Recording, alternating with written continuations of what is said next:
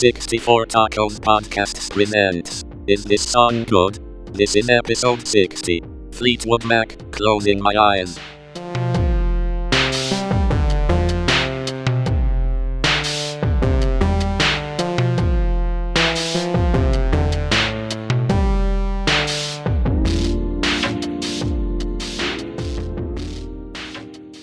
Hello and welcome back to another episode of Is This Song Good? A 64 Tacos podcast. We're doing our deep dive series right now, and we're going to go real deep with this one. We're going to do a Fleetwood Mac song from before the Stevie Nicks era on an album that barely had any singles on it.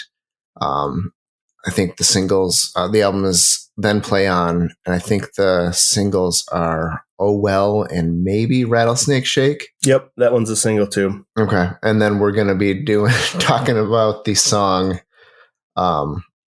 Closing My Eyes. So I picked this one partly in part because I wanted to not pick something from the 90s. I wanted to have this series have a little bit more depth. And I thought, well, what do I have? I need something from the 60s. I've got a couple of albums from the 60s. And this one I happen to have because Aerosmith covered Rattlesnake Shake. And I bought the Fleetwood Mac album to see what the original version of it sounded like. And I didn't even know that Oh Well was on it. But that was a pleasant surprise because I absolutely love that song.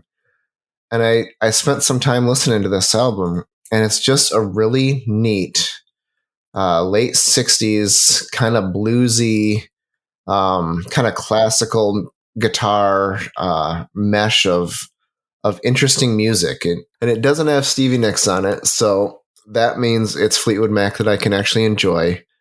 And it's this particular song, it didn't necessarily stand out amongst the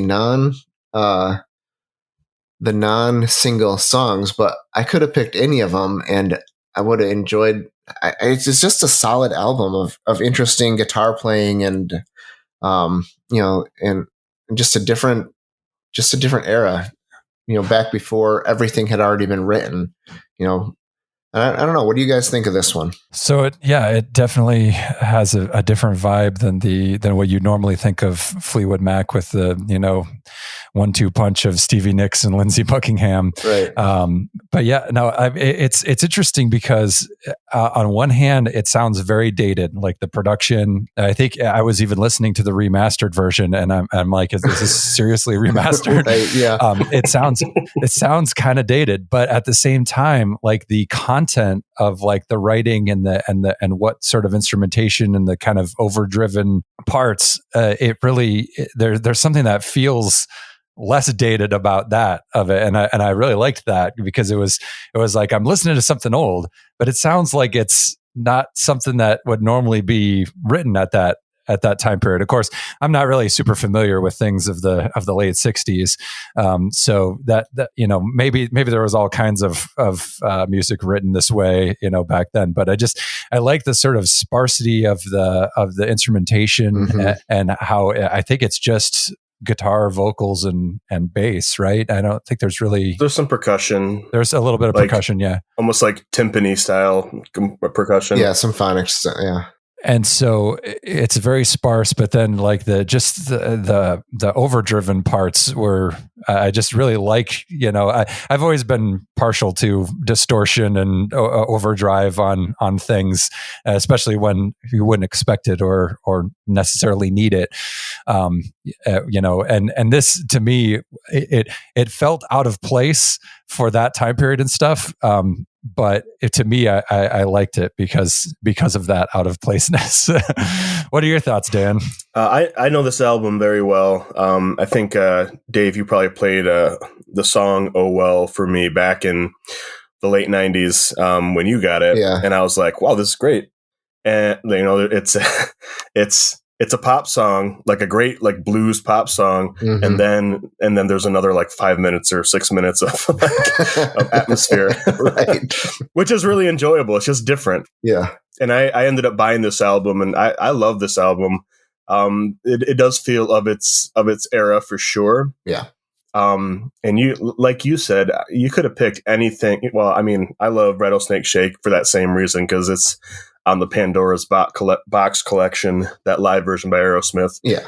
And this is also, like, the original is also very good.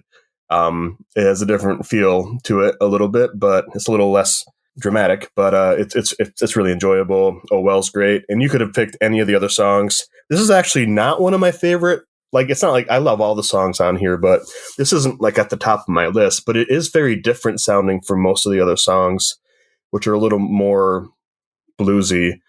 This one doesn't really feel like there's a whole lot of blues in it relative to the rest of the it album. has more of the classical guitar feel to it. Yep. It has, there's a little more like, sort of like, yeah, it's like acoustic or classical, and then it's got some of the classical percussion elements, and there's a little more of a sense of space and drama, and that makes it really interesting because it's so different, which is, you know, on a good album, you'll have enough variety to look forward to things like that. If I was going to come up with any complaint about the song, it would be that it doesn't feel like it has a well thought out ending.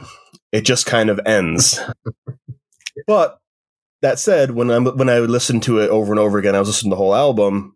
When the next song kicks in, which I think is Showbiz Blues or something, but Fighting for Madge. I was trying to remember because I couldn't find my actual CD, and there's a bunch of different editions depending on where you bought it, whether UK, US, remaster, all this stuff.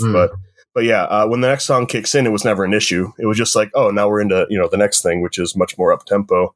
But that's not really a criticism. It's just, oh no, you're right. It is. I'm sorry. The U.S. release is Showbiz Blues. You're all right. Sorry. Yeah, and it could have been either because I didn't really remember. The songs didn't really. I don't know. I don't really like. I think of all the songs that are not the two singles as just being great songs, and I don't really, you know, differentiate too much between them. But I think this song is really great because I think it's hard to have a song without a very specific tempo, like a regular tempo, with all this space and have it hold together well. And I think they did a really good job deciding just how much you need, and they didn't put very much more than that. They just put in just enough instrumentation, just enough of a mix for it to work. So yeah, I of course love this song because I know it well. And I also much prefer the Peter Green era. I think this is the last Peter Green album. It is. This is when they split. Yep. And then John McVie and Mick Fleetwood got a hold of the other people, and they all started having sex with each other and writing radio songs, which, you know, that's fine if you like that, but I much prefer this. They're perfectly fine. They were doing a lot of coke too, I think. Yeah, well, you know, it just comes with the territory. That's how you do it, I guess. Now I'm pretty sure that Peter Green was doing all the drugs in the world because he basically had like an emotional, you know, like psychotic break because of his drug use, right. Allegedly. I don't know. Yeah. But yeah, no, I think his guitar playing is interesting. I think there's enough, you know, the album's fantastic. This song's great, of course, too. But yeah, this is one of my favorite sort of like 60s blues albums, you know. I feel like it holds up really well, even though it's clearly dated and of that time, but it that's great. You know, it's a different era, and it's great to go back and visit it. All right. So what do we have next week, Dan? I believe next week we're doing a Cure song. We're doing the first track off of Disintegration, Plain Song. All right. We'll see you then. All right.